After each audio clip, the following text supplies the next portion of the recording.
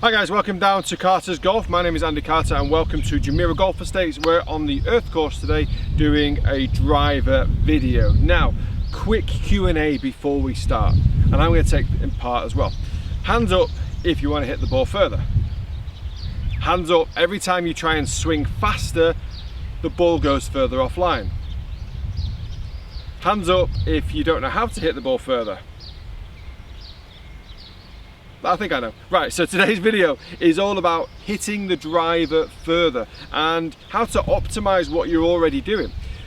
One of the key things for distance is speed. We want speed, we need speed to get the ball traveling further. Now, a lot of golfers say, well, you know what, I like to sacrifice 5 or 10 yards or 20 yards to make sure I hit the fairway, and you can't disagree with that. Hitting the fairway is key. However, if you want to improve your scores, I really do feel like you need a little bit more distance to do so. You need to be able to hit, the difference in 10 yards is hitting a 7-iron into the green instead of a 6-iron. We're statistically going to be better with a shorter iron into the green. Now, I would also say if you are technically better and able to hit the ball 10 yards further off the tee, then you're probably going to be 10 yards longer on your iron. So that 7-iron or 6-iron into the green might now be an 8-iron, which statistically is even better.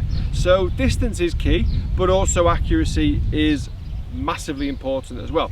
So I'm going to go straight to basics with the driver. And first thing, tee height. We want to be able to hit up on the ball. A golfer that hits down on the ball creates extra spin. Extra spin will give us a little bit more of this, but also a lot less distance as well. And I teach a lot of golfers and they say to me, I always feel like I try and hit the ball too hard, or golfers, my friends tell me I hit the ball too hard. That feeling for me is the alarm bells, because I kind of feel like I know what's already about to come.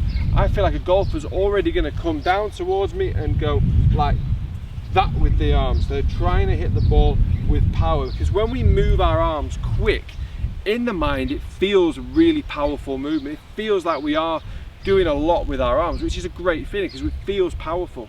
However, it's actually not really that powerful in the golf swing because you're not utilizing the bigger muscles. These muscles aren't that big, especially on my arms. They are not big at all.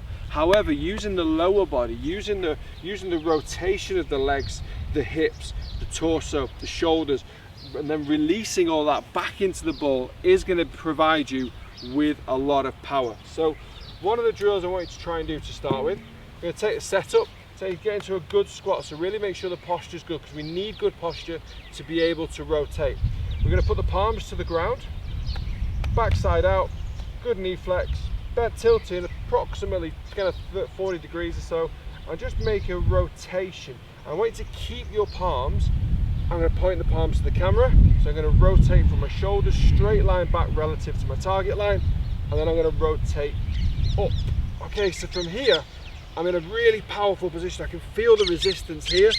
My hips are still out, so I've kept my right hip out. It's rotated behind me, so I haven't kind of gone there, because if you lose posture, now we've lost all the power, or lots of the power I should say. So good strong posture position, rotate back, rotate up, and then on the way down we're going to really rotate the lower body. So when the palms come back to where the ball would be, your lower body is already pointing out towards the target. So up, lower body through, and palms back up to the sky again. So really important that we maintain the posture. We feel that resistance, we feel the resistance through the back, through the hips, feel the resistance and rotate it back through. Speed comes from leverage, so leverage in the wrists comes from rotation in the body. Doesn't come from an aggressive movement with the arms. So how that little drill translates onto my golf swing is I'm loading up my upper body, I'm loading my shoulders, I've rotated my hips, I've got myself into a position at the top here where my legs are strong, my legs are powerful. I'm going to use my lower body to uncoil back to the target. So I always kind of feel like you're going to rotate your hips, kind of rotate the hips around you, but you're going to really work your arms up. So you're working the shoulders and the chest upwards, okay? On the way down, we're working the arms back down as we rotate the body. So again, we're two slightly different angles coming into the ball.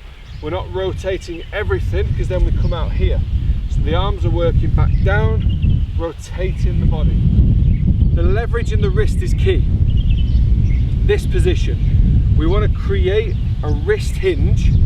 The most important thing about the wrist hinge is releasing it at the right time. Releasing it as we start to come into the ball. So that gets released as the lower body starts to uncoil back to the ball. As the lower body goes, chest, hips, shoulders, wasn't quite in order, arms, and the hands release as well. So that's how we're going to pump this drive miles.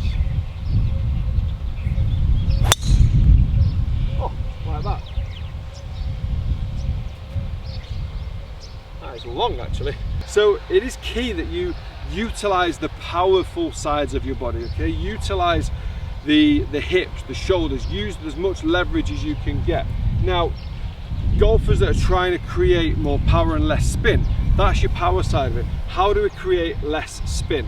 You may have heard the term angle of attack, okay? Angle of attack is when we hit the ball, the angle, the vertical angle the club comes into the ball. A lot of golfers who swing from out to in will generally hit down on the ball as well. Not saying all the time, you can hit up on it. However, the majority of golfers will swing it from out to in, or that swing it from out to in will hit down on the ball, okay? So there, a negative angle of attack will produce more backspin. More backspin produces more height, more spin off even sideways as well. So we're losing a lot of power. As we come into the back of the ball, my head, as you might see now, is behind the ball. My hips are behind the ball. My shoulders are tilted slightly up to the sky as well. I'm going to make sure as I hit this shot, I kind of stay there. So my low point of the golf swing is going to be there as I come into the ball. And the ball then is, I'm going to hit the ball on the way up. If you hit down on a golf ball, you're going to create backspin. Backspin with this particular shot is going to lose us distance. So we're going to stay behind the ball. We're loaded up. We're going to rotate. Lower body's going to rotate. Shoulders are going to stay behind the ball. Head's going to stay behind the ball. And we're going to absolutely crunch it. Probably should have aimed, that went a bit right. But the quality of the strike comes from the angle of attack, the speed, and the leverage that you can create. Obviously swing path as well is a key one in there. That's how we're going to get more distance on the ball. One of the first things I'd want you to try and do on your driving range, start learning to hit up on the ball. By hitting up on the ball, you're going to probably improve your swing path as well. Okay, and that's a key one. You want to stay behind the ball as you hit up. Then start to learn how to utilize your body better, not with the power from the arms, not from this power, but from lower body power, rotation, and using the resistance in the body and the leverage in the wrists to get as much speed as you possibly can whilst maintaining control and hitting fairways. Guys, thank you very much for watching. I hope you've enjoyed this tip. If you have, please hit that like button. Please do, if you're new to the channel, please do hit that subscribe button. Lots of content coming. Beautiful weather here at the moment, so I'm just getting out doing as much content for you guys as possible. We've got matches against other pros, matches against amateurs, matches against myself and golf in general. Lots of golf tips and a couple of reviews coming very, very soon as well. So lots of content to the channel. So please, hopefully you'll enjoy them and subscribe, and I'll see a lot more of you.